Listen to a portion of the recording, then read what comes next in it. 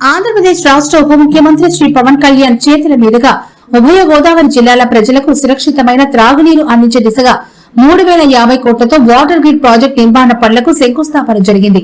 ఈ మేరకు రాష్ట్ర టూరిజం శాఖ మంత్రి కందుల దుర్గేష్ మరియు నిడదవోలు మాజీ ఎమ్మెల్యే బూరుగుపల్లి శేషరావు ఆధ్వర్యంలో పెద్ద ఎత్తున ఏర్పాట్లు జరుగుతున్నాయి. ఈ ప్రాజెక్టును అత్యంత ప్రతిష్టాత్మకంగా ఆంధ్రప్రదేశ్ రాష్ట్ర ప్రభుత్వం భావిస్తోంది.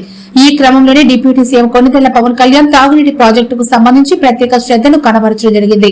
ఇటీవల కాలంలో కూటమి ప్రభుత్వం రాష్ట్రంలో అధికారంలోకి వచ్చిన తర్వాత ఇది అతిపెద్ద ప్రాజెక్టుగా భావిస్తున్నారు. ఇది గోదావరి జిల్లాలకు అత్యంత వరప్రసాదినిగా భావిస్తున్నారు.